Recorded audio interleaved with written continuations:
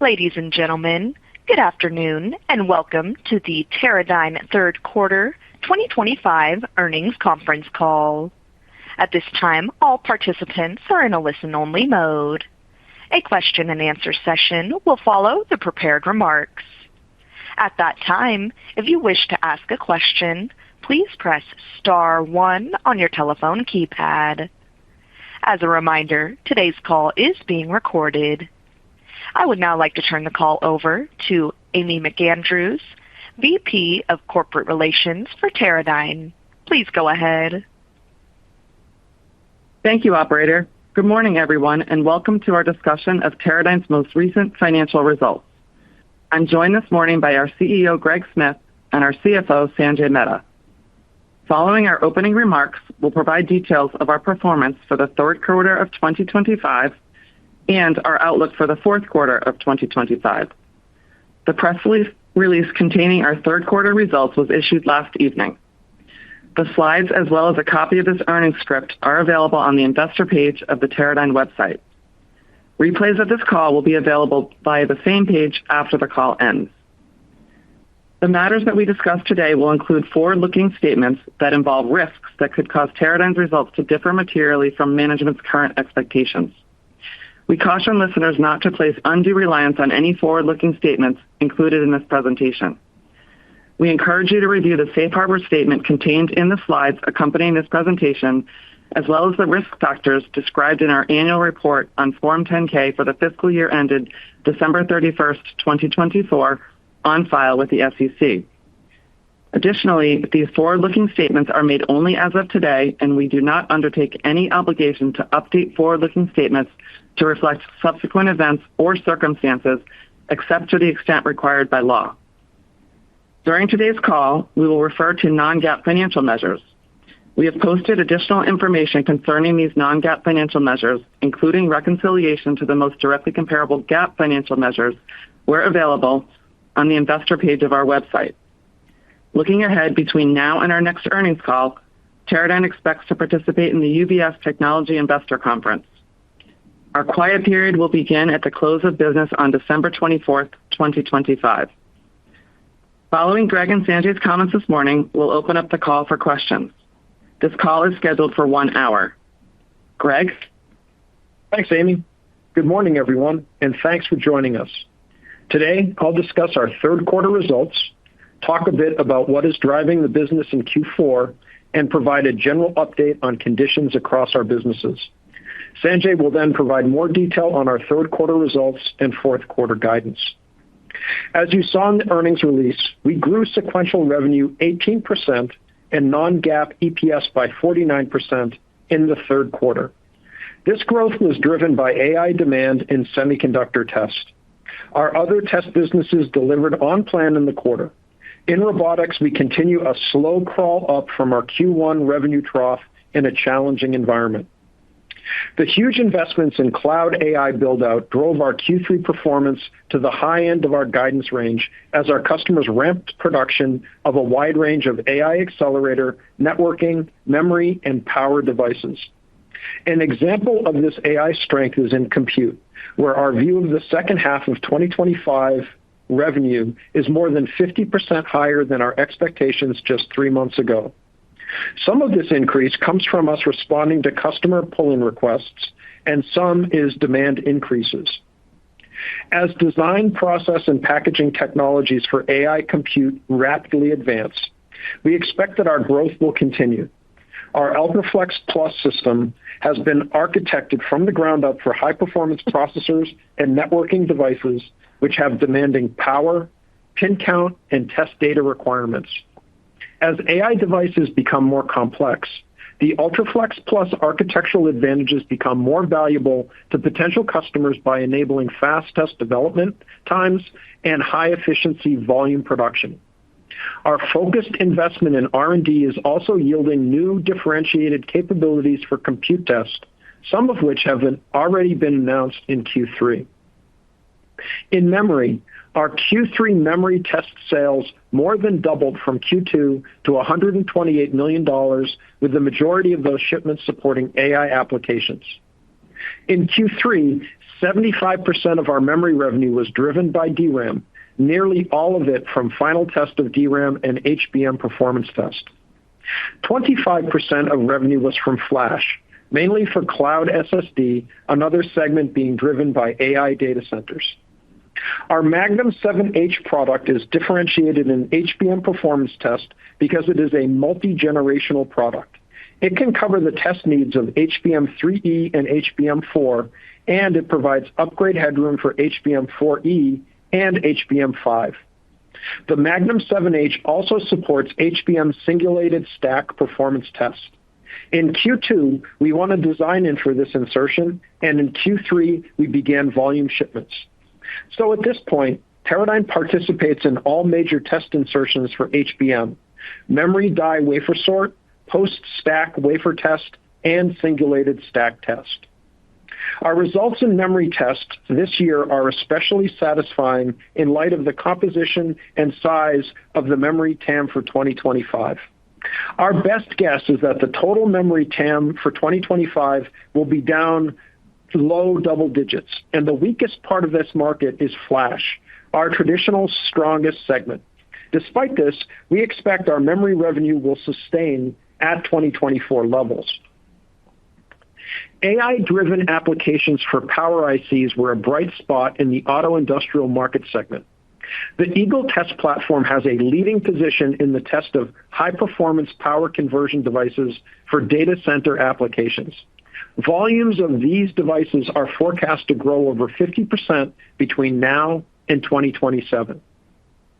We expect the demand for VIP compute and networking to continue to grow significantly, and we have been investing R&D, applications, sales, support, and manufacturing capacity for this expansion. This includes investments to win new VIP and merchant GPU customers. We're making good progress on new design and opportunities and are cautiously optimistic about our potential success, but I would like to make it clear that our Q3 results and our Q4 guidance do not include any revenue from these types of new opportunities. For the deployed fleet of UltraFlex and UltraFlex Plus testers, we see higher utilization and fewer system upgrades than in past quarters, which we believe means that customers are exhausting their inventory of underutilized systems. As a result, we now expect a more direct connection between inflection in end market demand and new system sales. Looking beyond AI in semi-test, conditions in mobile and auto industrial remain somewhat weak. Now, in our integrated systems division, our Q3 shipments were above plan as SLT customers accelerated deliveries for mobile processors and compute applications. We also saw increases in orders for both HDD and SLT systems. Now recall, lead times are generally measured in quarters for this business, so most of that order strength will translate into revenue in 2026 and beyond. In robotics, we are growing slowly from our trough quarter in Q1 2025. If you go down one level of detail, we continue to see persistent weakness in our core indirect distribution channel as we expand our large customer and OEM channels. An important element of our robotics strategy is to establish UR cobots as the preferred platform for AI-driven work cell applications and to deliver superior performance for our AMRs by leveraging AI features. In the third quarter, over 8% of robotics sales were for AI-related products, up from 6% in Q2. Another element of our robotics strategy is to deliver value-added service to our installed base of over 100,000 robots. Service represented 14% of sales in Q3, up from 12% in Q2. As we noted in our July call, our semi-test business has evolved to where the largest demand driver is AI data center investments rather than consumer end markets. We have aligned our R&D and go-to-market investments to capture the tremendous opportunities in test driven by this AI-related demand. Our investments are focused on extending our product performance advantages with innovative R&D while also expanding our engineering teams to help customers develop and ramp production of these fantastically complex devices on Teradyne platforms. Sanjay will describe how these investments translate into OpEx, but as we're seeing, their returns are well worth the investment. Looking at Q4, we expect AI-related demand for compute, networking, and memory to be the primary engine of our growth, which reflects both industry trends and the result of our investments to align with those trends. Looking to the future, the long-term themes that we've highlighted in the past, AI, verticalization, and electrification, remain firmly intact. As we enter 2026, we expect AI and verticalization will be the primary growth drivers. We've said before that the AI market is both highly concentrated and highly dynamic. The timing of any one project can affect the delivery schedule for hundreds of testers. This can swing quarterly results significantly. So with that understanding, let me offer a few high-level comments about how we're looking at 2026.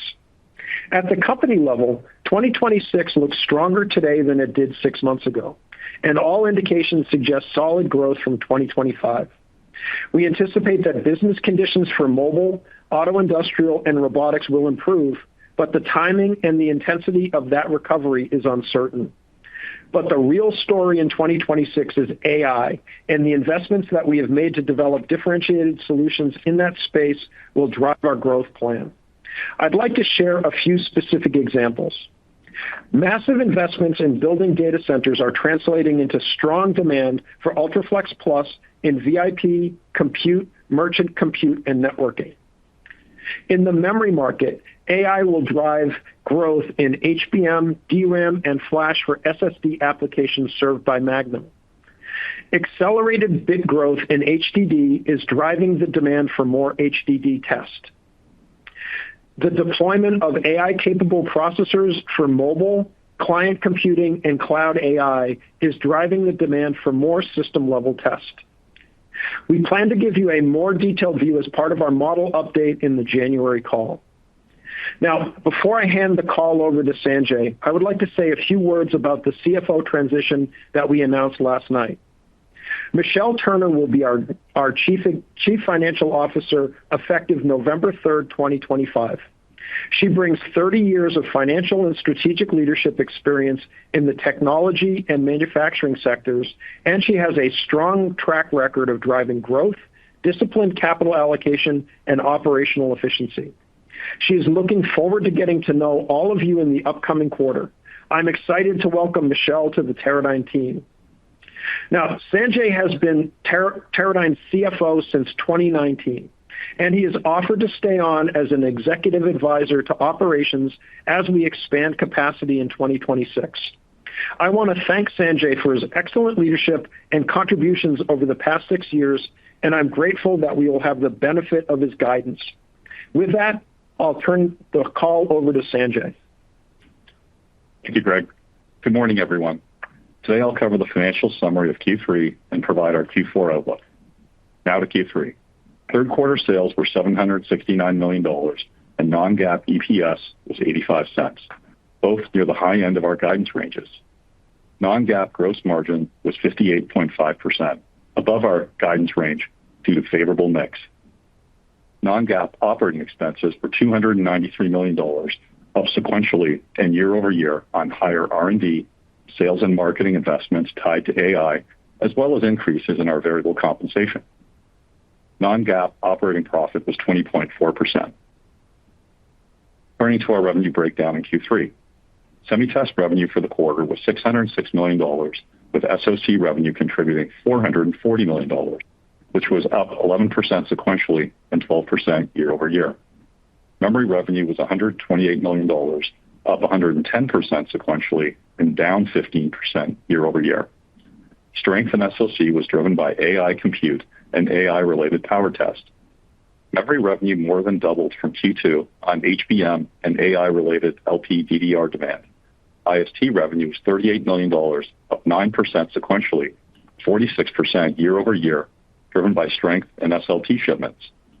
In product test, Q3 revenue was $88 million, up 4% sequentially and 10% year-over-year, driven by growth in defense and aerospace. Now to robotics. Revenue was $75 million, flat quarter-on-quarter and down year-over-year. In the quarter, UR contributed $62 million and MiR contributed $13 million of revenue. As we noted in July, volume shipments to our large e-commerce customer are not expected to have a material impact on robotics revenue in 2025. Some other financial information in Q3. We had two customers that directly or indirectly which drove more than 10% of our revenue in the third quarter.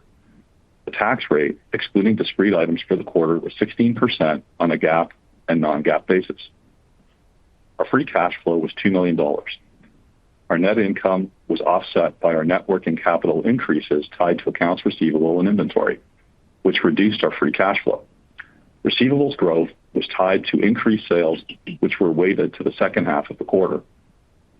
Inventory growth was tied to the ramp in compute and memory, driven by upcoming AI demand.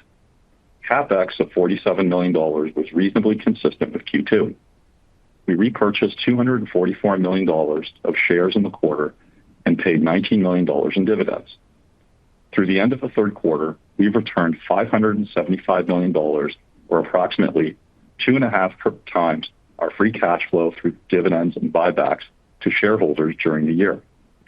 We ended the quarter with $427 million in cash and marketable securities. Now a little more detail on OpEx and our balance sheet strategy to help you with your modeling. In the second half of 2025, we're continuing to lean into R&D and go-to-market investments for AI opportunities that we expect will drive revenue in 2026 and beyond. OpEx in the second half of 2025 is also increasing, tied to our variable compensation linked to increasing financial performance. At the midpoint of our Q4 guidance, we'll have full-year revenue growth of 9% and OpEx growth of 7%.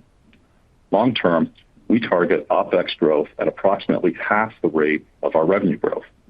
In 2026 and longer term, as AI revenue blossoms, we expect to meet our OpEx target. Regarding the balance sheet, we expect to keep our cash and marketable securities at roughly $400 million, while also continuing our balanced capital allocation strategy. In 2025, we saw an opportunity to accelerate buybacks in the short term to further enable shareholder value.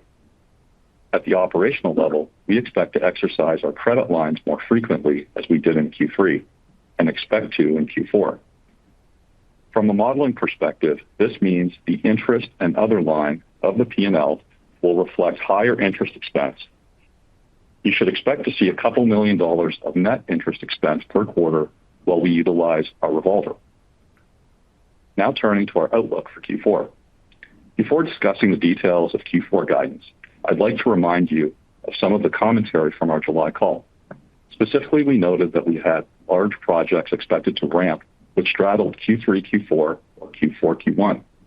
As we moved through the second half of 2025, we saw projects accelerate into Q3 and are now seeing projects accelerate into Q4. These projects are AI-driven. In Q3, we were able to meet early ramp demands. In Q4, we are seeing demand ramp significantly.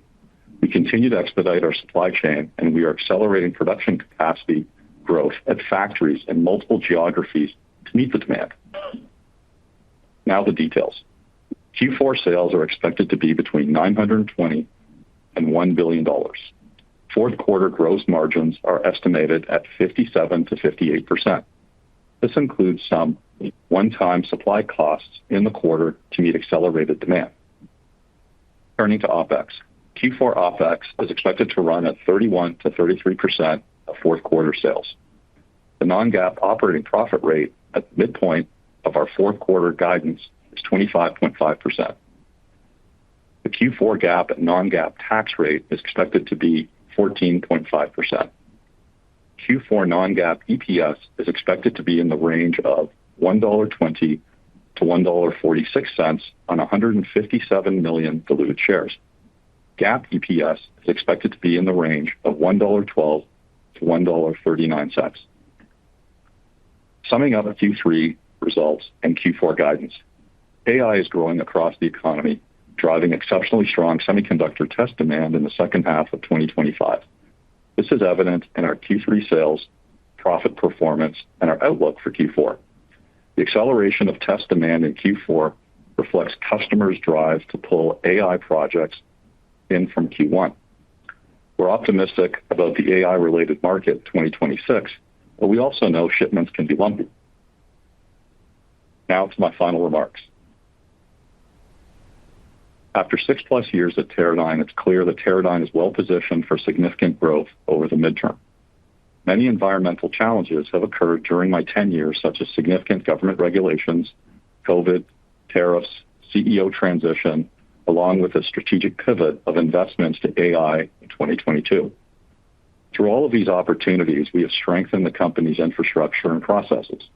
Our operational resilience is significantly stronger as we have de-risked our supply chain, started the journey of multiple factories in multiple geographies to enable significant growth rooted in AI.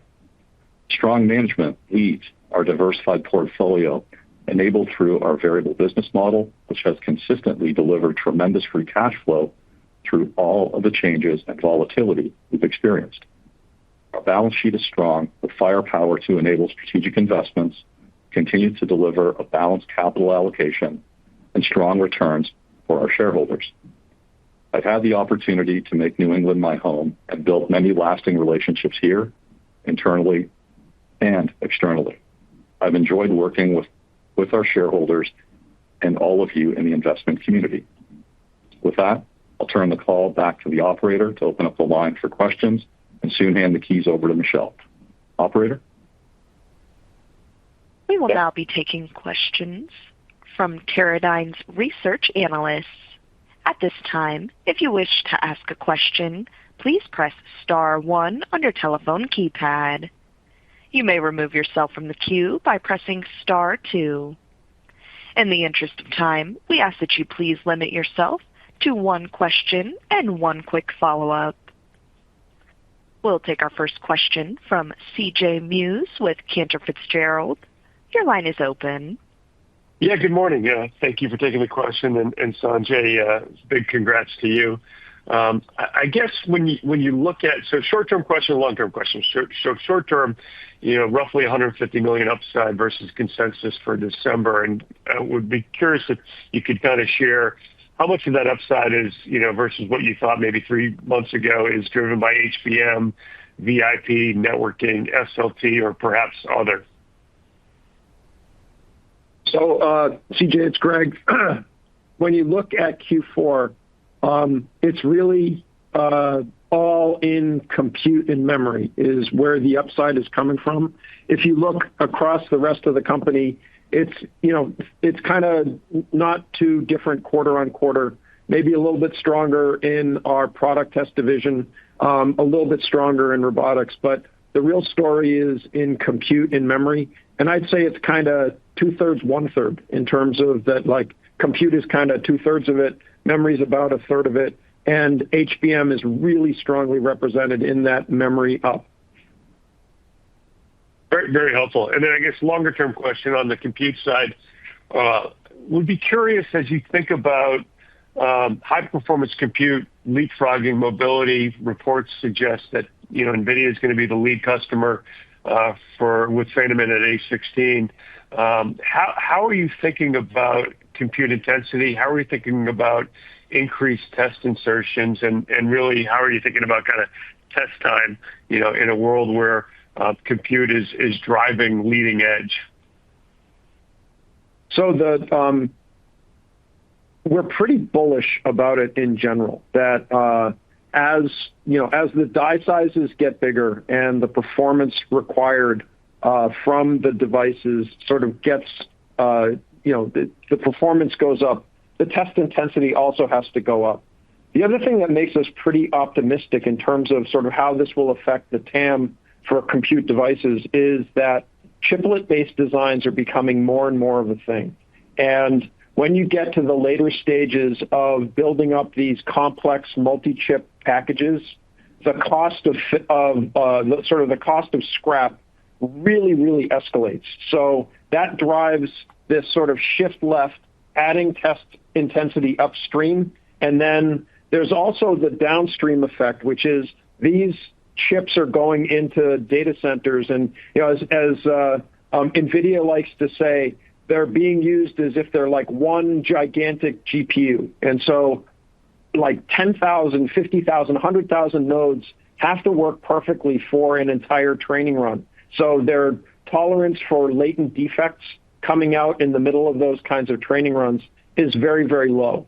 So those sort of environmental factors really make us think that the test intensity for the compute segment is going to continue to grow over the next few years. The other thing that's happened in compute is that because it's now the primary driver for the semiconductor industry, that many of the strategies that we've seen in the mobile space for years and years around things like dual sourcing are becoming much more important to the producers in this space.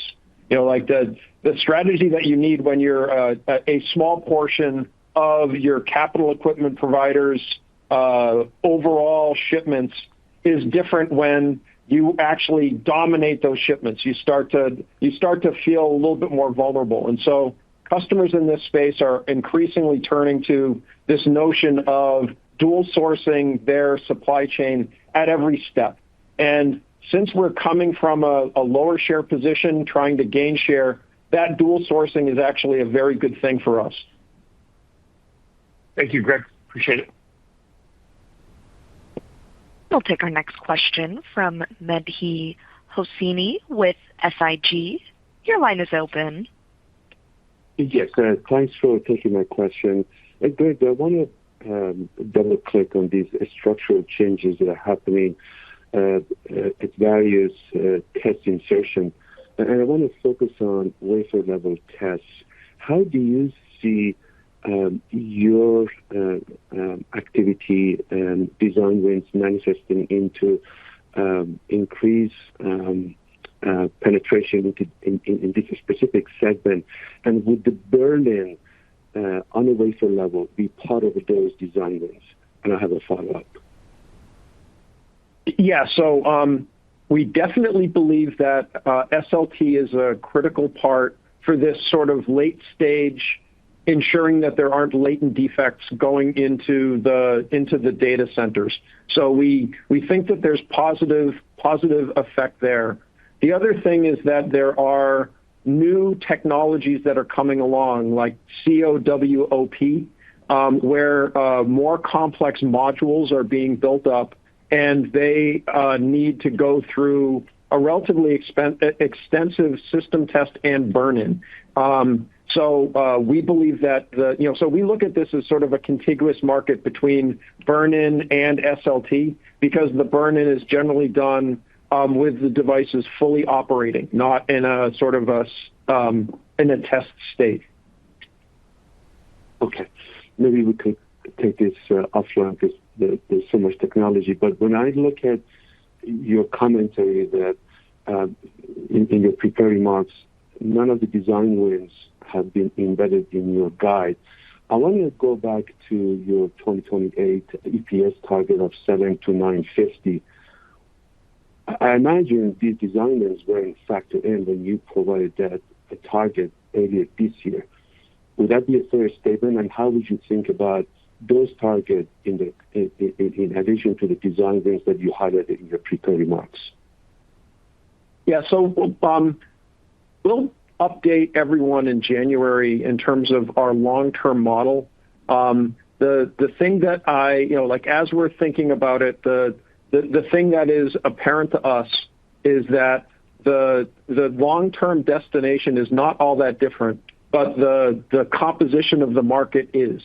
So we believe that we're well positioned to achieve the long-term model that we have published prior, but we believe that the composition of that business is going to be much more heavily dependent on the things that are being driven by the data center build out, and that's across compute, networking, memory, even power. That is far more important in the mix than the way we were looking at the long term before. Okay, thank you. We'll move next to Timothy Arcuri with UBS.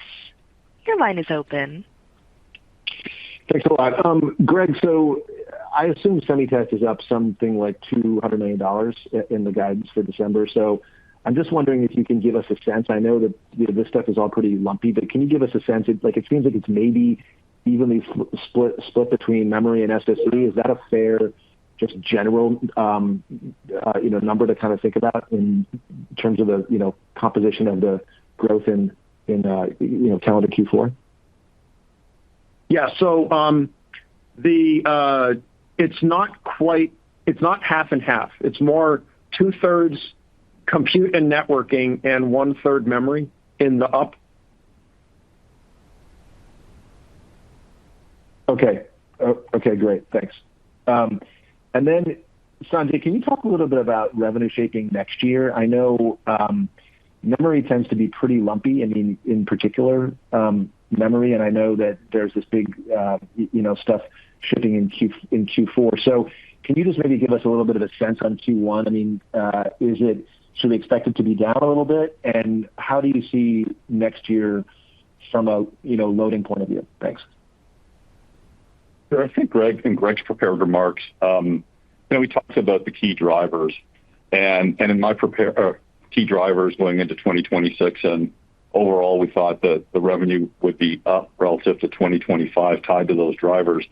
And in my remarks, as well as Greg's, we talked about the acceleration of key projects that straddled Q3, Q4, and Q4, Q1, and the ones in kind of Q1 kind of are accelerating into Q4.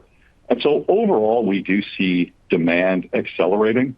I will share that, from a seasonality, maybe if that's what you're getting to, is that the revenue mix has changed as we've noted in the second half, really tied to semi-test driven by AI, tied to compute and memory revenue.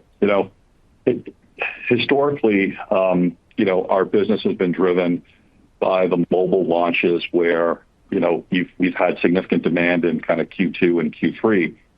Business is no longer driven by that. If it comes in, sure, we'll have tailwinds on that front. It's more driven by compute projects, and those are lumpy, and they're really tied to customer launches.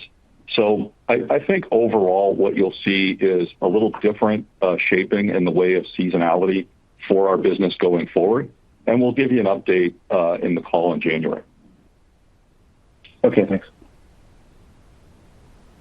We'll take our next question from Krish Sankar with TD Cowen. Your line is open. Hi, thanks for taking my questions. This is Steven calling on behalf of Krish. Greg, first question for you related to the VIP customer demand, as well as your mention of merchant GPU opportunities in the future. I guess first thing is, in terms of VIP customers, how much more expansion do you see in terms of the customer base from the larger CSPs? And similarly for Tier 2 CSPs, is there a direct relationship that you have also with those customers potentially, or is that more of a foundry type relationship? And similar question for merchant GPUs, is that a direct or more of a foundry type of testing relationship? So in terms of the VIP customer base, it is incredibly concentrated. That there are a lot of design starts, there are a lot of chips that are being developed, but the vast majority of the tester demand in the VIP space is really being driven by two customers, and that that's how that market is playing out right now. What seems to be happening is that each of the hyperscalers has their own chip development program, and they benchmark that against what they can do with merchant silicon. And if the merchant silicon provides a better, sort of tokens per watt, then they don't tend to ramp their internal silicon to the same extent. So like right now, we see that market as concentrated, and it's going to expand. That base is going to expand pretty slowly because it's a very competitive environment. The thing that we see with VIPs is as those VIPs are growing, the actual specifier, the chip developer, the hyperscaler itself is exerting more control over the whole supply chain. They are moving from aggregator to aggregator. They are forming different partnerships, and they're taking more control over their supply chain. So sort of the way that people looked at it in terms of the aggregator, the design partner as the one influencing the decisions. I think that is something that will fade over time, and we've seen it occur in some of the VIP customers. In the merchant space, it is all at the specifier, not at the foundry. So the merchant GPU or CPU player is the one that is going to decide on the test platform. They're the ones that are going to control the test programs and all the test IP. So our efforts around gaining share in merchant GPUs is directed at the specifier themselves, not at anyone in the supply chain.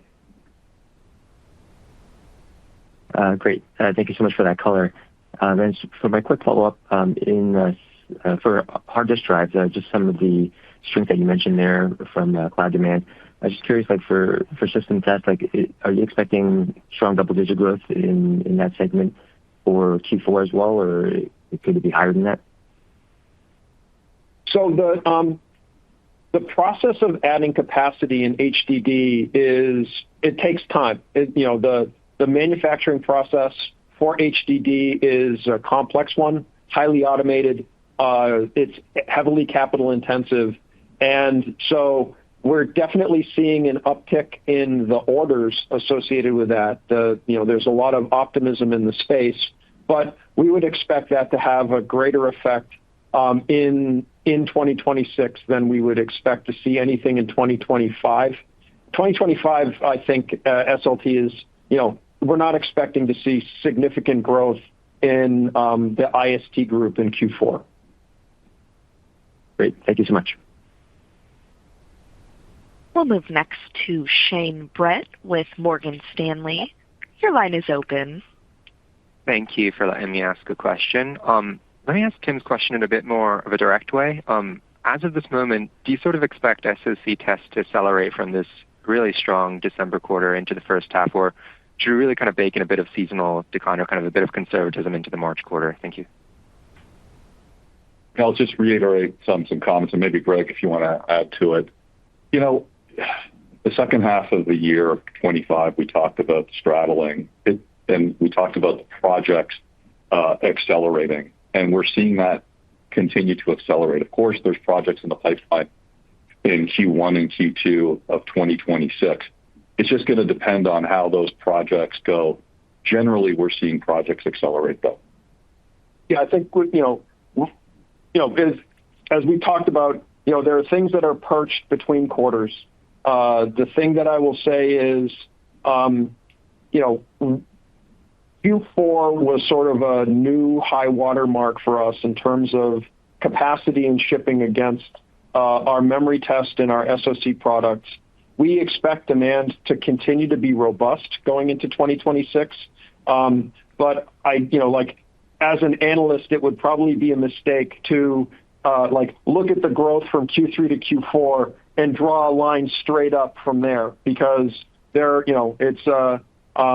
we're at a relatively high level, and we expect continued strength, but it is really lumpy, and the timing continues to be uncertain, even between Q1 and Q2 of next year.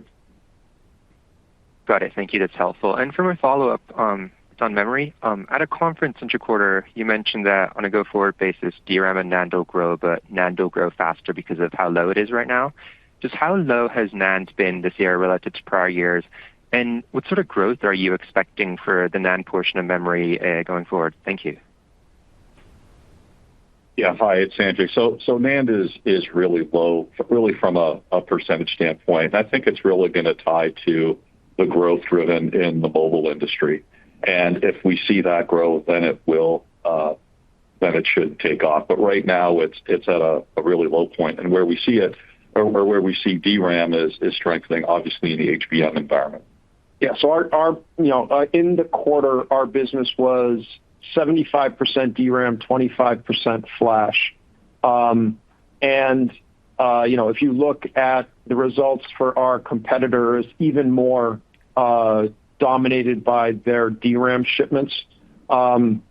going into 2026, if there is, so there's a couple of things going on in flash in 2026. There's likely to be a protocol shift in the mobile market, and that will drive some tester capacity purchased just to support those new standards. And then there's the X factor around SSD capacity required for AI data centers. And right now, I think that there are like rumblings in the market that there's going to be demand increase for SSD. We haven't seen that translated in terms of increased forecasts, but we're optimistic that that market should be a bit stronger in 26 than it was in 25. And maybe just to add to my comment for a little bit more color, if you go back to 2020 or 2021, the DRAM and flash mix was more like 50-50 in rough numbers. But, the flash view of TAM looking backwards was more than double than what it is now. Yeah. And so, it's really contracted. It's a much smaller component of the memory TAM.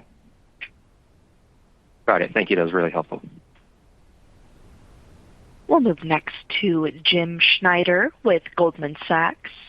Your line is open. Good morning. Thanks for taking my question. I was wondering if you maybe kind of return to your expectations for mobile SoC heading into next year, realizing that Q2 and Q3 are seasonally stronger quarters. Do you have any sense about what you might expect sort of directionally in terms of improvement next year? And maybe you just remind us of the relative sort of either test time or content increase you expect moving to the N2 generation. Hi, Jim. So mobile SoC has been at a pretty low level for the past couple of years. Looking forward to next year, we don't know. I think the honest answer is we don't know exactly how big it would be. We're optimistic that it should be, it should be bigger than it is this year, but we're unsure of the magnitude of that. And let me tell you the why. So there are three factors in terms of how big the mobile TAM is really going to be. One is the complexity of the part, and with N2 and with new packaging technologies like WMCM, we expect that the test intensity per part is going to be higher, like double digits kind of higher. The next factor is like yield. For new technologies, sometimes yield is lower. We do not count on that because there's been sort of a pattern of execution at very high yields for these kinds of products. So we are not expecting that to be a particular tailwind. The one that's really the most important factor right now is in unit volume.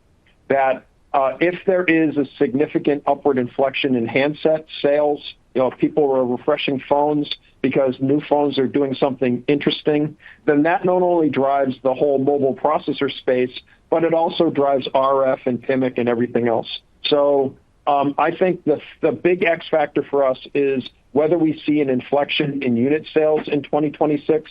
If we do, it could be a strong year. If we don't, it would probably be just a modest improvement from where it is.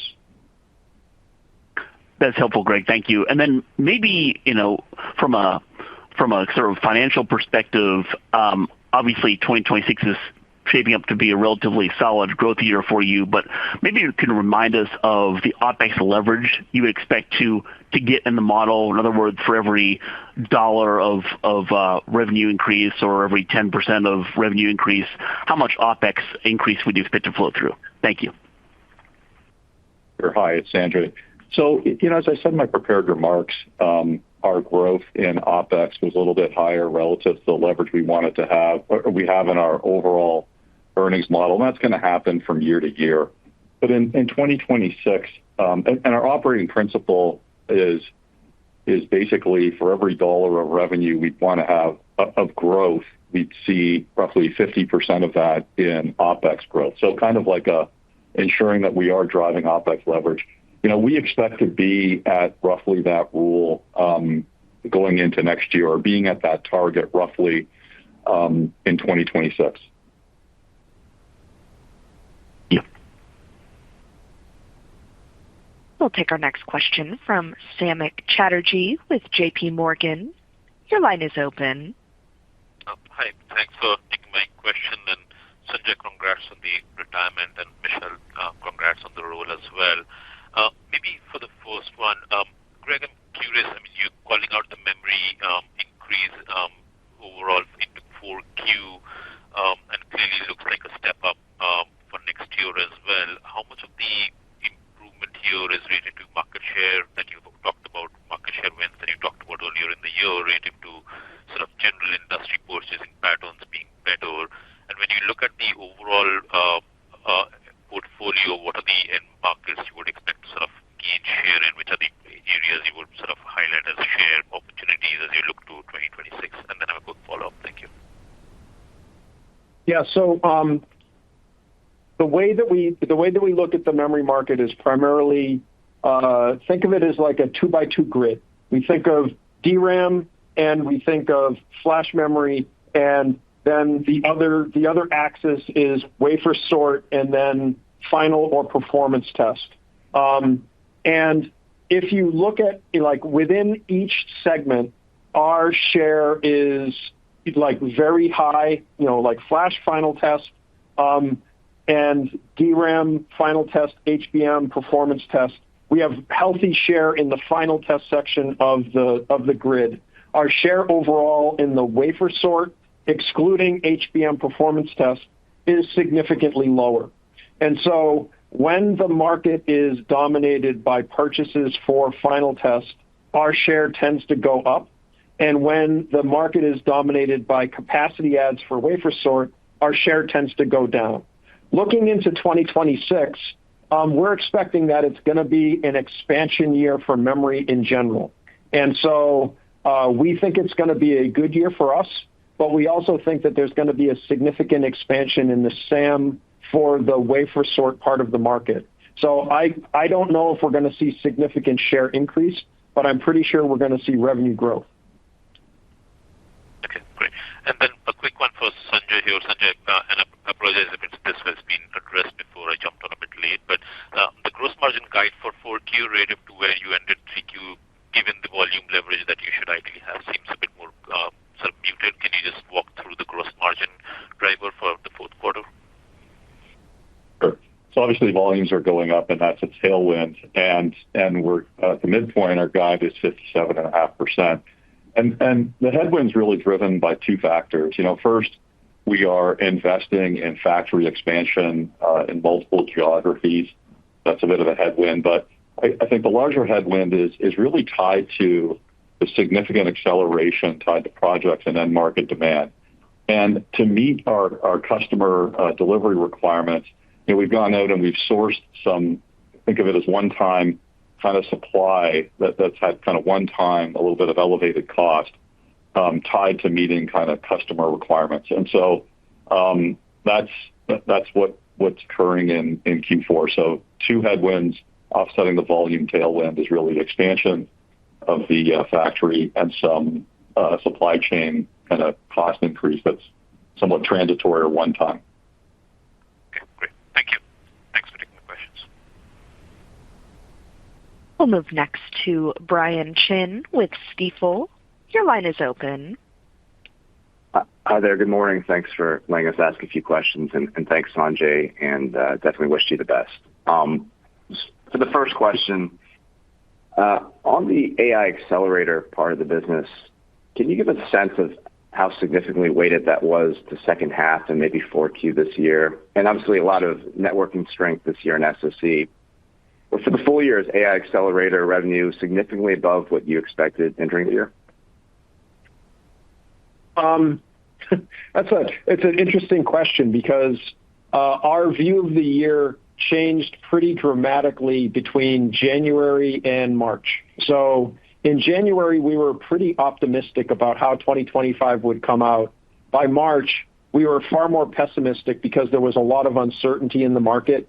But leaving the year, like looking at it from towards the end of 2025, I would say that our, like sort of maybe this is at a higher level than you asked the question, but definitely significantly higher revenue in compute, both VIP compute and networking have worked out to be stronger than we expected coming into the year. I would say that mobile is weaker than we expected coming into the year, and auto and industrial is a little bit weaker as well. But the up in the compute space is the thing that really kind of brought us back up to that level. Memory, I think, is strengthened from our perspective at the beginning of the year, but not as significantly as the growth in the compute space.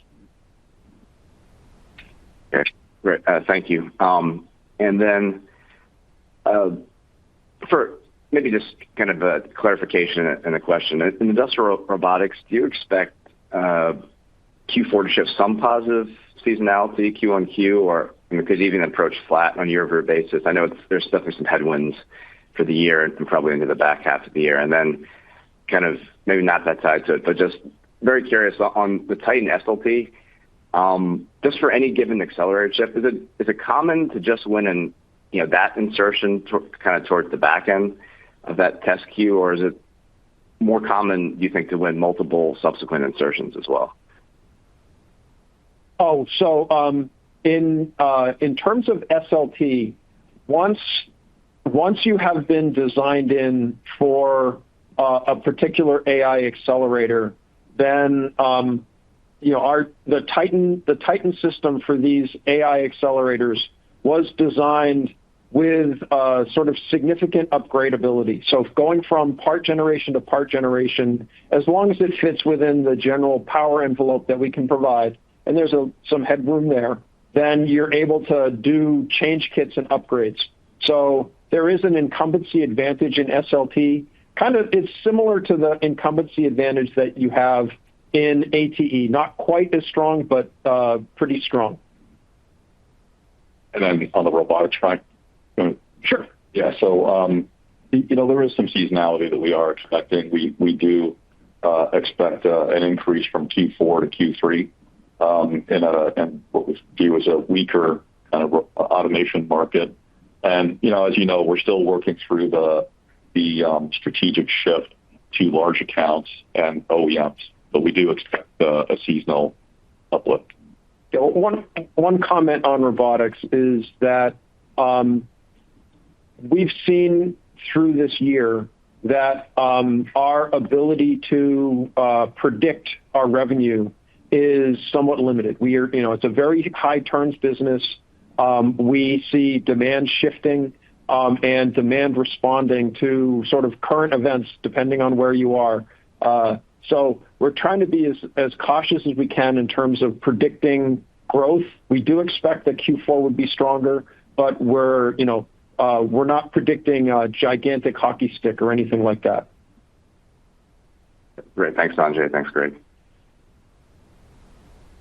We'll move next to Vedvati Shrotre with Evercore. Your line is open. Hi. Thanks for taking my question. The first one I have is a follow-up to the HBM questions you had. So on HBM, you talked about a new test insertion, like a singulated die test, and you're shipping volumes in 3Q. So I wanted to understand if that is the norm now. Has that increased the TAM, and are all suppliers expected to do this? Like all HBM manufacturers? Yeah, so right now, only one major manufacturer is routinely doing this singulated stack testing. And I wouldn't say that it is even pervasive across all memory types.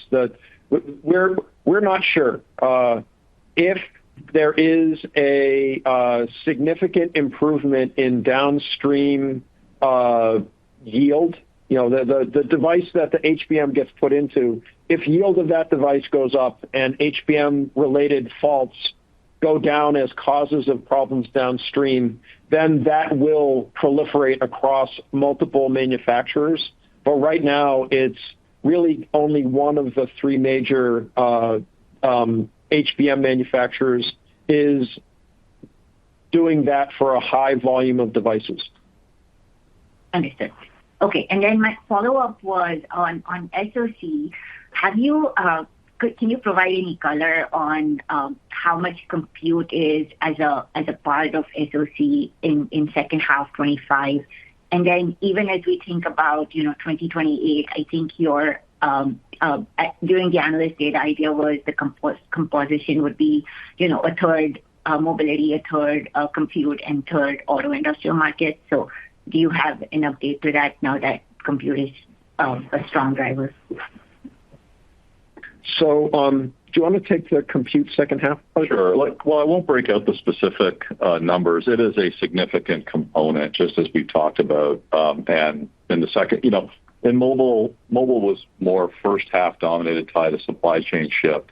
And think of the second half of our business as very strongly driven by compute, really tied to VIPs and networking. So a very significant component. So I did quick math, and so this is trying to understand AI driven, so it includes all of the memory driven stuff and the SoC compute stuff. Just like from Q3 to Q4, like 50% of our total revenue in Q3 was coming from AI driven stuff in those segments. It's up to like 60% in Q4. So, it's a very different composition of business in 2025, and especially the second half of 2025 from where we were before.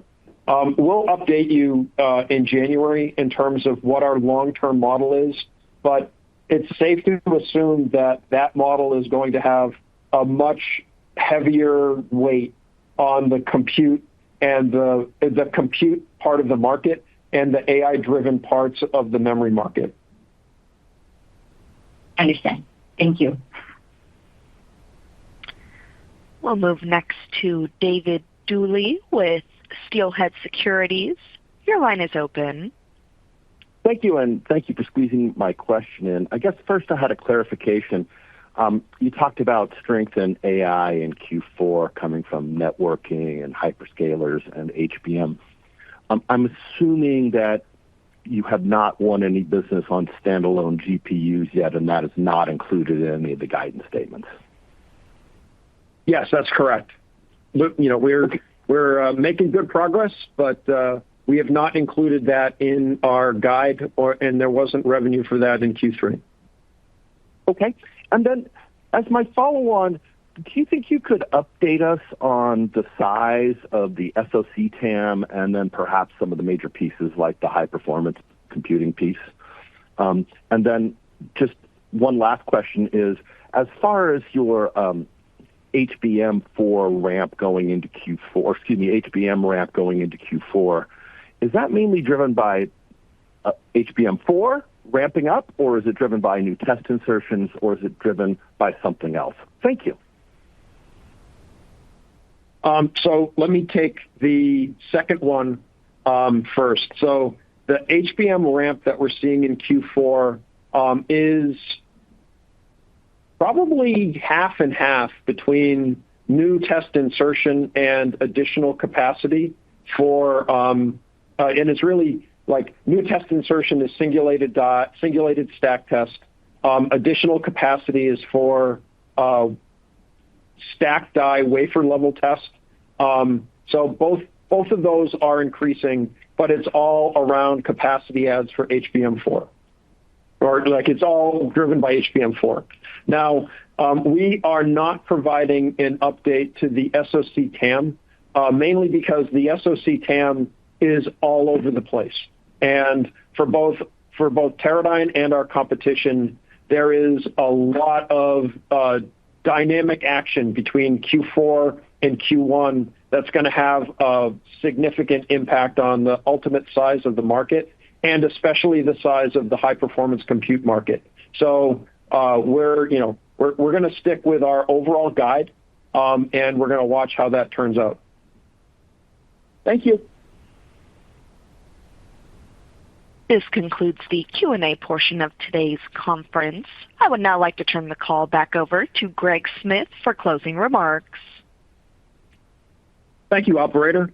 I'd like to offer a quick final thought. I mentioned in closing the July call that AI was having a profound and positive impact on Teradyne's business. I'm encouraged by how quickly we're seeing returns on our investments to pivot to AI. AI is the dominant driver of our business for the foreseeable future, and we'll continue to align ourselves to the outsized opportunities that it offers. We've made great strides so far in 2025, and while our progress is not expected to be entirely linear, we're more excited than ever about our prospects for continued profitable growth in the years ahead. Thanks for joining us today, and I look forward to updating you on our progress in January. Thank you. This concludes today's Teradyne third quarter 2025 earnings call and webcast. You may disconnect your line at this time. Have a wonderful day.